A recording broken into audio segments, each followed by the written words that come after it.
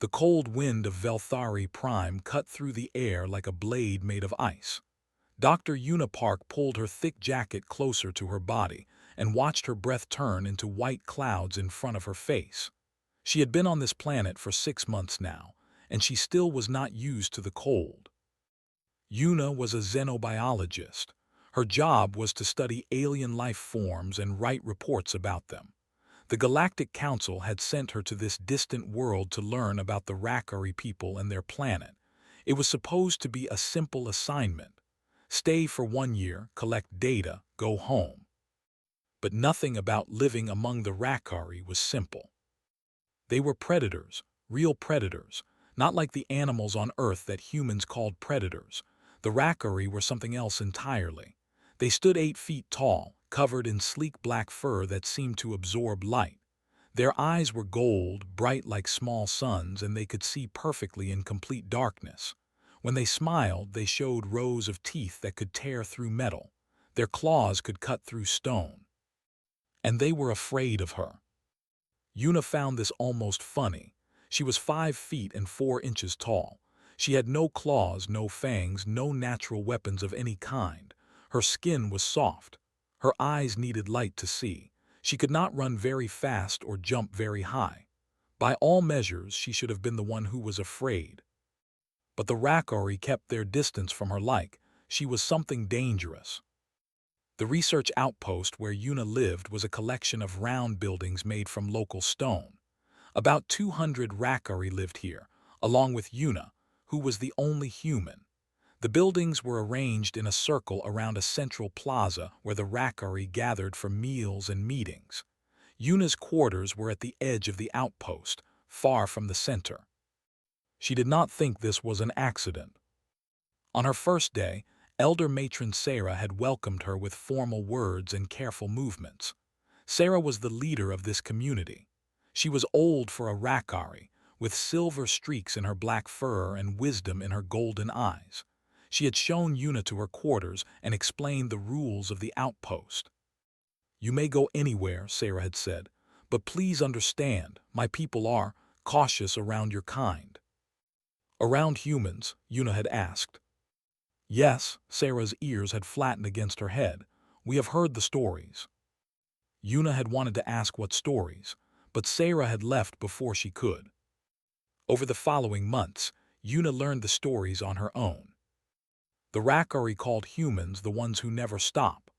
They believed that humans were the most dangerous creatures in the galaxy, not because of strength or speed or weapons, but because of something else: persistence. Humans, they said, would chase their prey across entire continents. They would follow an animal for days, weeks, never resting, never giving up, until the animal collapsed from exhaustion. In the galaxy full of species that were stronger, faster, and more deadly, humans were feared because they simply never quit. Yuna had tried to explain that modern humans did not chase animals anymore. They had technology, they had farms, they bought their food from stores, but the Rakari did not seem to believe her, or maybe they did not care. The instinct was still there, they said. The potential. A human might look soft and weak, but inside them was something ancient and terrifying. So they stayed away from her. Yuna ate her meals alone. She worked alone. She walked through the outpost alone, and the Rakari would step aside to let her pass, their eyes watching her with a mixture of respect and fear. It was lonely. Yuna missed Earth. She missed her family. She missed talking to people who did not look at her like she might suddenly chase them across the frozen plains. She missed coffee and warm weather and trees that were green instead of purple. But she had a job to do, so she did it. Every morning she woke up early and put on her thermal suit. She ate a breakfast of nutrient bars and dried fruit. Then she went outside to collect samples. She studied the plants of Velthari Prime, which were strange and beautiful. She studied the small animals that lived in the ice caves. She wrote reports and sent them to the Galactic Council. And she tried not to feel too alone. There was one Rakari who talked to her more than the others. His name was Vek, and he was a hunter. He was younger than most of the adults, with fur that was more brown than black and a curious nature that made him ask questions. "Why do you study plants?" he asked her one day. "They cannot run, they are not interesting." Yuna smiled. "Plants are very interesting. They are alive just like us. They grow, they change, they adapt. Some of them are even dangerous." Vec tilted his head. His ears moved forward with interest. "Dangerous plants. On my home world, there are plants that eat insects. Some can even hurt humans if we touch them." Vec's eyes went wide. "Your world has plants that hunt." "In a way, yes." Vec was quiet for a moment, then he shook his head. "Humans are strange," he said. "Even your plants are predators." Yuna laughed. It was the first time she had laughed in weeks. As the months passed, Yuna began to feel more comfortable on Velthari Prime. The cold was still hard and the loneliness was still there, but she was adapting. That was what humans did after all. They adapted. She learned the Rakari language. She learned their customs. She learned which foods were safe to eat and which would make her sick. She learned that the Rakari valued strength and honor above all things, and that they respected those who faced challenges without complaining. So Yuna stopped complaining about the cold. She stopped asking for special treatment. She did her work quietly and efficiently, and slowly, very slowly, the Rakari began to see her differently. She was still a human. She was still something to be cautious around, but she was also becoming something else, something familiar. Then one cold morning, everything changed. Yuna was walking near the communal grounds, carrying her sample kit and thinking about her work. The sun was just rising, casting long purple shadows across the frozen ground. The air was so cold that it hurt to breathe. She heard a sound, a small chirping noise like a bird but not quite. She stopped and looked around. 3 small figures emerged from behind a storage building. They were Rakari but tiny, cubs, children. Yuna had seen cubs before, but always from a distance. Adult Rakari kept their young far away from the human, but these 3 had apparently escaped their guardians. They stared at her with wide golden eyes. Yuna stared back. And that was when her life on Velthari Prime truly began. The 3 cubs stood frozen in place, their small bodies tense and ready to run. Their golden eyes were fixed on Yuna, watching her every movement with the sharp focus of natural-born predators. Yuna did not move. She barely breathed. She knew that any sudden action might scare them away, and for some reason she did not want that to happen. The cubs were beautiful. They had the same sleek fur as the adults, but theirs was softer, fluffier, not yet grown into the smooth coat of a mature Rakari.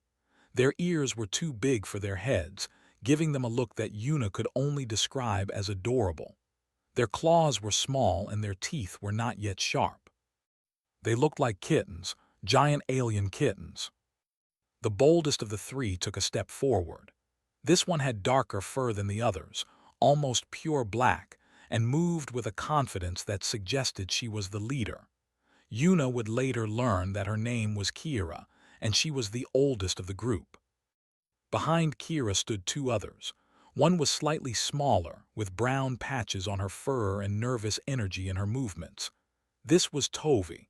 The last one was the smallest of all, barely reaching Yuna's knee, with fur that was lighter than the rest and wide, curious eyes.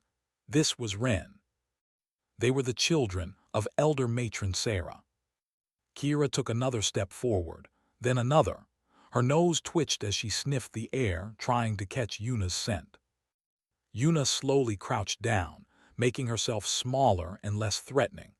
She remembered reading that many predator species felt more comfortable when they did not have to look up at something. "Hello there," she said softly. Her voice was gentle, the same voice she used when talking to her sister's children back on Earth. "I am not going to hurt you."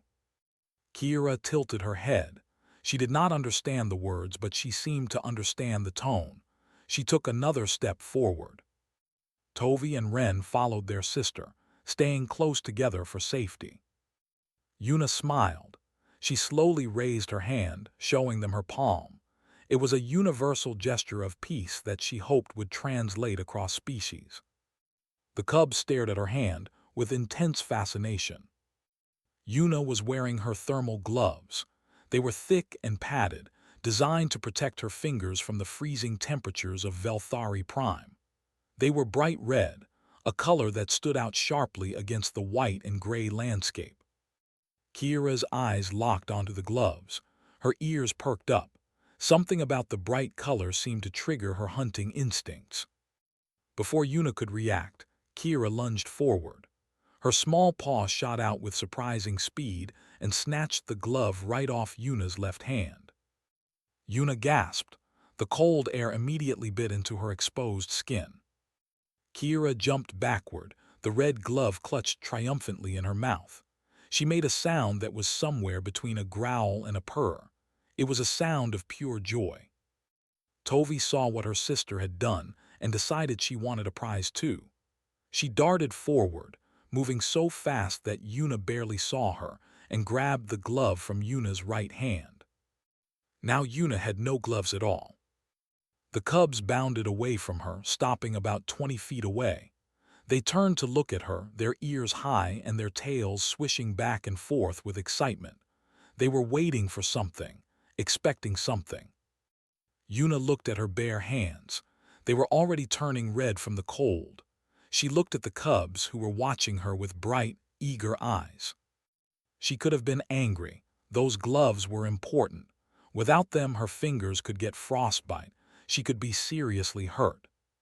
But looking at those three small faces, so full of mischief and excitement, Yuna could not find any anger in her heart.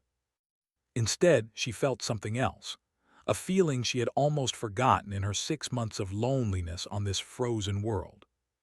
She felt joy. "Oh, you little thieves," she said, and she could not stop the grin that spread across her face. "You want to play, is that what this is?" The cubs chirped at her. Their small bodies were practically vibrating with energy. Yuna stood up. She brushed the snow off her knees. She looked at the three cubs who were watching her with anticipation. "All right then," she said, "let us play." She took a step toward them. The cubs squealed with excitement and ran. And Yuna chased them. She did not run fast. She did not sprint or push herself hard. She simply jogged after them at an easy, comfortable pace. Her feet crunched against the frozen ground. Her breath came out in steady white clouds. The cubs were fast, much faster than her. Their small legs moved in a blur as they raced across the outpost, dodging between buildings and leaping over obstacles. They moved like liquid, like water flowing around rocks in a stream. But they did not run away completely. They would race ahead, then stop and look back at her. When they saw that she was still following, they would chirp and squeal and run again. It was a game. Yuna knew this game. Human children played it all the time. Chase me, catch me if you can. The cubs ran toward the central plaza. Yuna followed. They ran past the dining hall where Rakari were eating their morning meal. The adults stopped and stared as the human jogged past, chasing three small cubs who were laughing and squealing with delight. No one moved to stop them. The cubs ran past the workshop where Rakari made tools and weapons. The workers looked up from their benches and watched with wide eyes as the strange scene unfolded before them. Still no one moved. The cubs led Yuna around the entire outpost. They ran past the meditation gardens, past the training grounds, past the storage buildings and the healing house. Everywhere they went, Rakari stopped what they were doing and stared. A human was chasing cubs through the outpost. A human was running and not stopping. But something was different, something was wrong, or maybe something was right. The human was smiling, the human was laughing, the cubs were not afraid, they were playing. Kira stopped behind a large rock, breathing hard. Tovi and Ren collapsed beside her, their small chests moving quickly. The red gloves were still clutched in their paws. They looked back at the human. She was still coming. She was not running fast, but she was not stopping either. Her pace was steady, unchanging, relentless. The cubs felt something stir in their instincts. This was what they had been told about humans, the ones who never stop, the creatures who would follow you forever. But somehow it did not feel scary. It felt exciting. It felt fun. Kira chirped at her siblings. Her message was clear: run again. They ran. Yuna followed. 15 minutes passed, then 30, then 45. The cubs were getting tired. Their runs became shorter. Their stops became longer. They were panting hard, their tongues hanging out of their mouths. But the human was not tired at all. She walked toward them now, her pace casual and relaxed. Her breathing was normal. Her body showed no signs of exhaustion. The cubs stared at her with new eyes. They were beginning to understand something, something important. This creature, this soft-skinned human with no claws and no fangs, had just outlasted 3 Rakari cubs in a test of endurance. She had chased them until they could not run anymore. And she was still standing. Kira looked down at the red glove in her paw. Then she looked up at the human who was walking toward her with that gentle smile on her face. For the first time in her young life, Kira understood why her mother told her to be careful around humans. But she also understood something else, something her mother probably did not know. Humans were not just scary. They were also kind of amazing. The game had been going on for over an hour now. Kira, Tovi, and Ren had collapsed into a heap near the edge of the central plaza. Their small bodies were pressed together for warmth and comfort. Their chests rose and fell with heavy breaths. Their eyes were half closed with exhaustion. They were completely and totally tired. Yuna walked up to them slowly. She was not tired at all. Her body felt warm from the exercise and her heart rate was only slightly higher than normal. This was nothing for her. When she was younger, she used to run marathons. Chasing 3 small cubs for an hour was like a morning warm-up. She sat down in the snow next to them. The cold bit through her pants, but she did not mind. She had more important things to think about. "Good game," she said softly. The cubs looked up at her with exhausted eyes. They did not understand her words, but they understood her tone. They understood that she was not angry with them. Kira still held the red glove in her paw. She looked at it, then looked at Yuna's bare hand. Something crossed her small face, something that might have been guilt. She pushed the glove toward Yuna. Yuna smiled and took it. "Thank you," she said, "but you can keep playing with it if you want, after you rest." Tovi pushed the other glove toward her too. Yuna took it and put both gloves back on her cold fingers. The warmth felt wonderful. She reached into her pocket and pulled out a small ration bar. It was not much, just compressed nutrients and dried fruit, but it was all she had. She broke it into 4 pieces and offered 3 of them to the cubs. They stared at the food with suspicious eyes. "It is safe," Yuna said. "I promise it is good." She put 1 piece in her own mouth and chewed to show them. The cubs watched her carefully. Then, slowly, Kira reached out and took a piece. She sniffed it, she licked it, then she put the whole thing in her mouth. Her eyes went wide, her ears perked up. She chewed quickly and swallowed. Then she made a sound that Yuna had never heard before, a happy sound, a sound of pure delight. Tovi and Ren grabbed their pieces and ate them too. Soon all 3 cubs were making that happy sound, their small bodies practically humming with joy. Yuna laughed. It was a bright, warm sound that seemed out of place in the cold morning air. "You like it?" she asked. "I have more. I can bring you more tomorrow if you want." The cubs did not understand her words, but they understood the warmth in her voice. They understood that this human was not their enemy. Ren, the smallest cub, slowly crawled closer to Yuna. He looked up at her with his big golden eyes, still tired but also curious. Then very carefully he climbed into her lap. Yuna froze. She did not know what to do. She had never held a Rakari before. She had never been this close to one. Ren curled up against her stomach and closed his eyes. Within seconds, he was asleep. Tovi looked at her brother, then looked at Yuna. She made a decision. She crawled over and pressed herself against Yuna's side, resting her head on Yuna's leg. Kira was the last one. She sat apart from the others, watching with careful eyes. She was the oldest. She was the most cautious. She remembered what her mother had told her about humans. But she was also very tired, and the human looked warm, and her siblings looked so comfortable. Kira sighed. She walked over and lay down on Yuna's other side, pressing her small body against the human's warmth. Yuna sat very still, surrounded by 3 sleeping predator cubs. She did not move. She barely breathed. She was afraid that any movement might wake them or scare them away. But as the minutes passed and the cubs continued to sleep peacefully, Yuna began to relax. A strange feeling filled her chest, a feeling of connection, of belonging. For 6 months she had been alone on this world. For 6 months she had been treated like a monster, like something to be feared and avoided. But now 3 small cubs had chosen to trust her.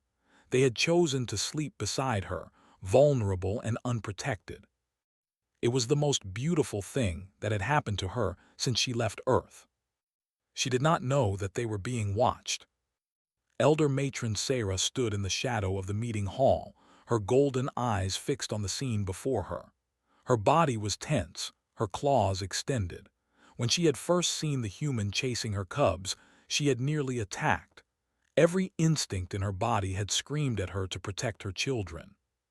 But something had stopped her, something about the way the human moved, something about the sound of her cubs' laughter. So she had watched, and she had seen. She had seen the human chase her cubs for over an hour without stopping. She had seen the human's steady pace, her unchanging rhythm, her relentless pursuit. It was exactly what the stories described, a persistent predator in action. But she had also seen something else, something the stories never mentioned. She had seen the human smile. She had seen the human laugh. She had seen the human share her food with the cubs and let them climb into her lap and fall asleep against her body. This was not how a predator behaved. Counselor Doran appeared at her side. He was an old Rakari with gray in his fur and wisdom in his eyes. He had been watching too. "What do you see?" he asked quietly. Sarah was silent for a long moment. "I see something I do not understand," she finally said.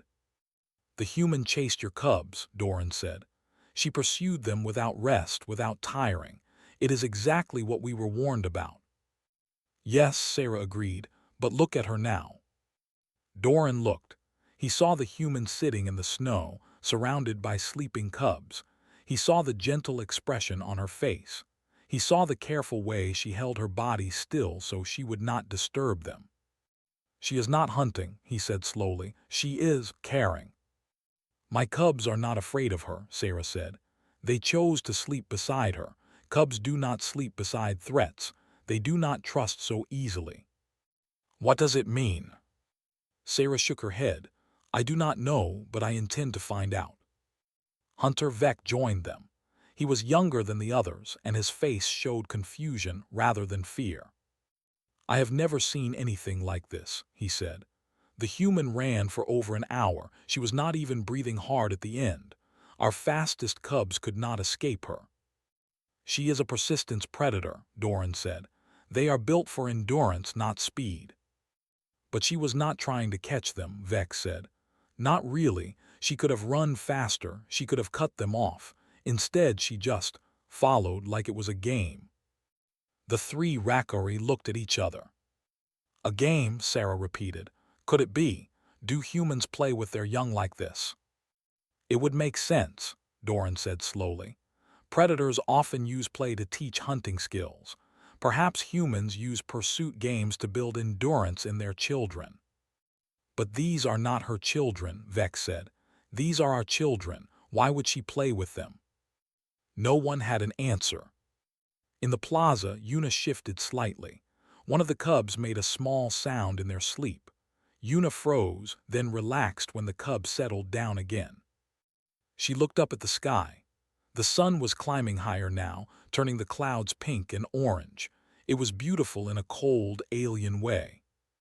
She wondered what her family on Earth would think if they could see her now, sitting in the snow on a distant planet, surrounded by alien predator cubs who had just finished using her as a pillow.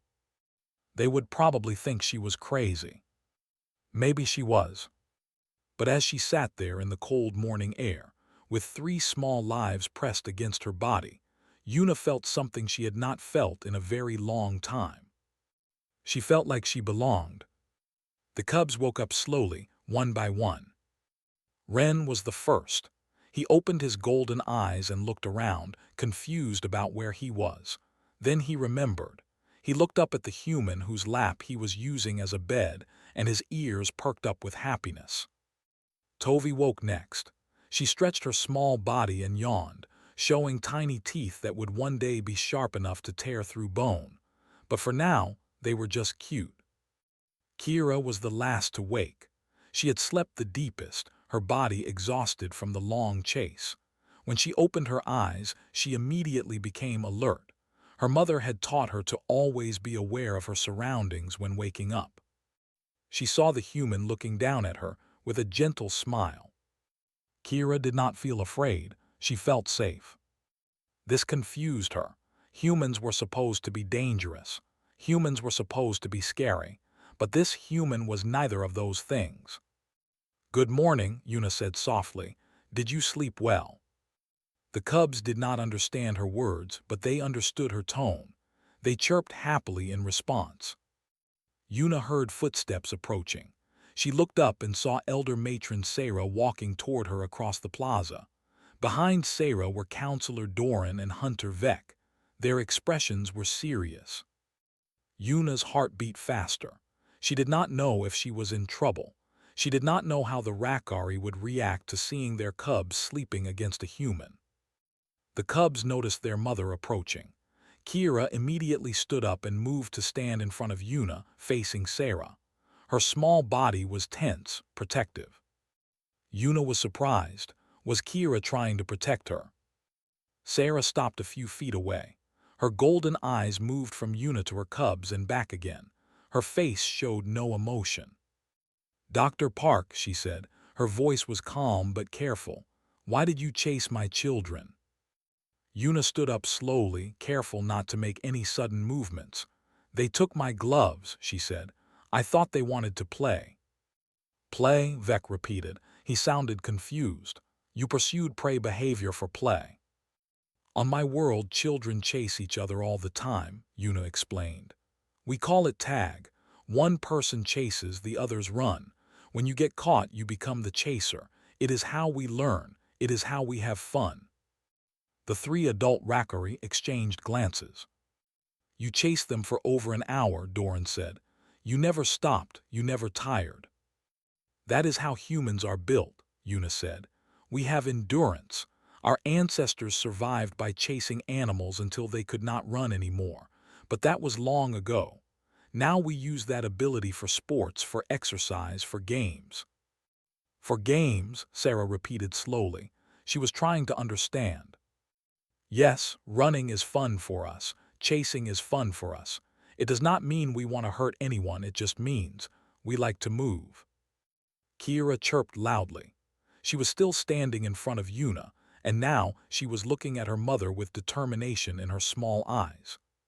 Sarah tilted her head. "What is it, little one?" Kira made a series of sounds. Yuna could not understand Rakari cub speak, but Sarah clearly could. Her eyes widened slightly as she listened to her daughter. "She says the human is kind," Sarah translated. "She says the human gave them food. She says the human let them sleep on her even though she must have been cold. She says—" Sarah paused. "She says she wants to play again tomorrow." Yuna felt warmth spread through her chest. She looked down at Kira, who was watching her with bright, trusting eyes. "I would like that too," Yuna said. Tovi and Ren moved to stand beside their sister. All 3 cubs were now facing their mother, their small bodies united in their message. Sarah studied them for a long moment. Then she looked at Yuna. In our culture, she said slowly, only predators chase. When we pursue something without rest, it is because we intend to kill it. It is a display of dominance, of lethal intent. Yuna nodded. She understood now why the Rakari feared humans so much. But you did not chase to kill, Sarah continued. You chased to connect. Your endurance, the very trait that makes your species terrifying to the galaxy, was used for affection, for bonding. Yes, Yuna said. That is what it means to be human. Our scary parts and our loving parts are the same parts. We are persistent in everything we do. In hunting, yes, but also in caring, in loving, in protecting the things that matter to us. Sarah was quiet for a long time. The wind blew across the plaza, carrying snowflakes through the air. Finally she spoke. When I first saw you chasing my cubs, I nearly killed you. Yuna felt a chill that had nothing to do with the cold. Every instinct in my body told me to attack, Sarah continued, to protect my children from the predator that was pursuing them, but something stopped me, the sound of their laughter, the joy on their faces. She took a step closer to Yuna. Her golden eyes were intense but not threatening. My cubs have never laughed like that before. They have never played with such freedom, such happiness. Whatever you did to them, whatever game you played, it was good for them. Yuna did not know what to say. She felt tears forming in her eyes. I am sorry, she said. I did not mean to frighten anyone. I just wanted to play with them. Do not apologize, Sarah said. You did nothing wrong. You showed us something we did not know about your species. You showed us that humans are more than the stories say. Doran stepped forward. The galactic records describe humans as persistent predators, relentless hunters, creatures to be feared and avoided, but they say nothing about this, nothing about play, nothing about kindness. The records are incomplete, Vec added. They show only one side of your species, the dangerous side. They do not show the other side. What other side? Yuna asked. Sarah answered. The side that sits in the cold for hours so that 3 small cubs can sleep comfortably.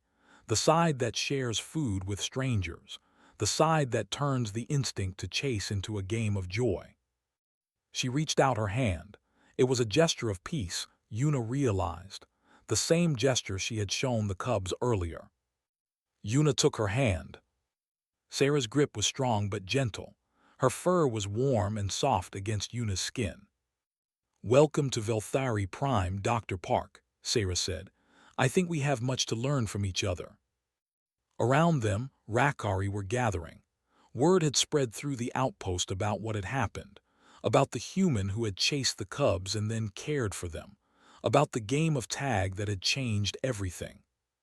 They watched with curious eyes as their elder matron shook hands with the human. Something was changing on Velthari Prime, something important. The cubs felt it too. They pressed against Yuna's legs, chirping happily. They did not understand what the adults were talking about, but they understood that their new friend was being accepted. Yuna looked down at them and smiled. Then she looked up at Sarah and the other Rakari. Thank you, she said. Thank you for giving me a chance. Sarah nodded. Thank you for showing us how to play. And somewhere in the back of the crowd, a young Rakari cub who had been watching the whole thing tugged on his mother's arm. Mother, he said, can I play with the human too? His mother looked at elder matron Sarah, who was still holding the human's hand. Then she looked at her son. Perhaps, she said, perhaps we all can. Word spread quickly through Velthari outpost. The human did not chase to kill. She chased to connect. Her persistence, the very trait that made her species terrifying to the galaxy, was also used for love, for play, for bonding with young ones. Within days, everything changed. Kira, Tovi, and Ren began visiting Yuna's quarters every morning. They would hide outside her door, waiting for her to come out. Then they would steal something, a pen, a scarf. Once they even grabbed her data tablet and ran away with it, their small legs carrying them across the frozen ground. Yuna always chased them. She never got angry. She never got tired. She would jog after them with that steady, patient pace, and eventually they would collapse in a happy heap, and she would sit with them and share whatever food she had.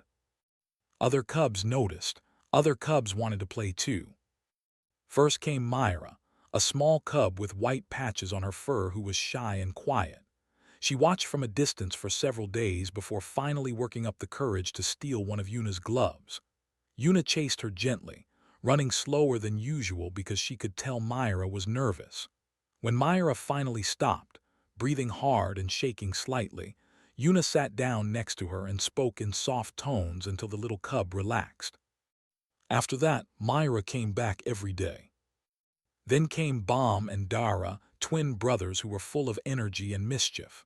They worked together, one distracting Yuna while the other stole from her. Yuna laughed and chased them both, sometimes catching one while the other escaped, and the three of them would tumble in the snow together. Then came Sara, a young female who was fast and clever. She would lead Yuna on long chases through the outpost, finding new paths and shortcuts that even the adult Rakari did not know about. Yuna learned the outpost better than any human had before, all because of one determined cub who refused to be caught. The adolescents came next. They were bigger than the cubs, almost as tall as Yuna herself. They were faster and stronger and had more endurance. They thought they could outlast the human. They were wrong. A young Rakari named Jin was the first to challenge her. He stood in front of Yuna one morning and grabbed her water bottle right out of her hand. Then he ran. He ran faster than any of the cubs. He ran over walls and across rooftops. He ran until his legs burned and his lungs screamed for air. And when he finally stopped, gasping and exhausted, the human was right behind him. She was not even breathing hard. Jin stared at her with wide eyes. He had given everything he had. He had pushed himself to his absolute limit, and this small, soft creature had matched him step for step. "Good run," Yuna said with a smile. "You are very fast." Jin felt something shift inside him. Some of his fear of humans began to fade. In its place came something new: respect. "How do you do it?" he asked. "How do you run so long without stopping?" "Practice," Yuna said, "and millions of years of evolution. My ancestors needed to run to survive, so our bodies learned to be efficient. We do not waste energy, we just keep going." "It is amazing," Jin said. Yuna laughed. "It is just who we are." More adolescents joined the games.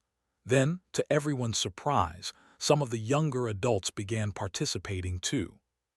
They said they were just curious. They said they wanted to test themselves against the humans' famous endurance, but the truth was simpler than that. They wanted to play. The Rakari were predators. They were proud and strong and serious. They did not play games like children. At least, that was what they told themselves.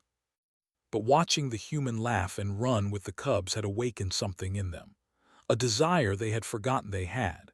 A need for simple, uncomplicated joy. Hunter Vec was the first adult to join. He challenged Yuna to a chase across the entire outpost, and for the first time in his life, he laughed so hard that he fell down in the snow. Other hunters followed, then craftspeople, then even some of the elders. Elder matron Sarah watched it all with quiet wonder. One evening, as the twin suns of Velthari Prime set behind the mountains, she found Yuna sitting outside her quarters. The human was watching the sky, which had turned brilliant shades of purple and orange. Sarah sat down beside her. "I have lived on this world for many years," Sarah said. "I have seen many things, but I have never seen anything like what you have done here." Yuna turned to look at her. "What do you mean?" "Our people are hunters," Sarah explained. "We are built for violence, for chasing and killing. That is what we have always been. That is what we thought we always would be." She paused, gathering her thoughts. "But you have shown us something different. You have shown us that the instinct to chase does not have to end in death. It can end in laughter, in joy, in connection." Yuna was quiet for a moment. "On my world," she said, "we have a saying, it is not where you come from that matters, it is what you do with what you have." "What does that mean?" "It means that being a predator does not make you a monster. Having claws does not mean you have to hurt people. What matters is how you choose to use your gifts." Sarah nodded slowly. "I understand now," she said, "why humans conquered the stars." Yuna tilted her head. "Because we never stop." "No," Sarah's lips curled into something that looked like a smile. "Because you make others want to follow." She reached into the bag she was carrying and pulled out a bundle wrapped in soft fabric. She placed it in Yuna's lap. Yuna unwrapped it carefully. Inside were a pair of gloves, but these were not like her thermal gloves from Earth. These were Rakari-made, stitched by hand from thick leather and lined with the softest fur Yuna had ever felt. They were beautiful. "For your games," Sarah said, "my cubs will need something to steal." Yuna felt tears forming in her eyes. She pressed the gloves against her chest, overwhelmed by the gesture. "Thank you," she whispered. "Thank you so much." Sarah placed her hand on Yuna's shoulder. "No, Dr. Park, thank you. You have given us a gift we did not know we needed. You have reminded us how to play." Behind them, Yuna heard the sound of small feet approaching. She turned and saw Kira, Tovi, and Ren emerging from the shadows, their golden eyes bright with mischief. Kira spotted the new gloves in Yuna's hands. Her ears perked up. Her tail began to swish. "Oh no," Yuna said, but she was smiling. "Not again." Kira lunged. Yuna jumped to her feet, clutching the gloves to her chest. The chase was on. Yuna ran through the outpost, laughing as the three cubs pursued her. Other cubs joined the chase. Then adolescents. Then adults. Soon, half the outpost was running through the twilight, their laughter echoing off the stone buildings. Sarah stood and watched them go. She watched her cubs chase the human. She watched her people play together for perhaps the first time in generations. And she smiled. The fear that the Rakari had felt toward humans was not gone. Maybe it would never be completely gone. Humans were still persistent predators. They were still relentless. They were still terrifying in their endless endurance. But now the Rakari understood something new. They understood that persistence could be gentle, that relentlessness could be playful, that the same trait that made humans feared across the galaxy was also what made them capable of incredible love. In the distance, Yuna's laughter rang out bright and warm. It was a sound that the predators of Velthari Prime had never known they were missing, a sound that had somehow become the most important sound in their world. Something wonderfully, impossibly human.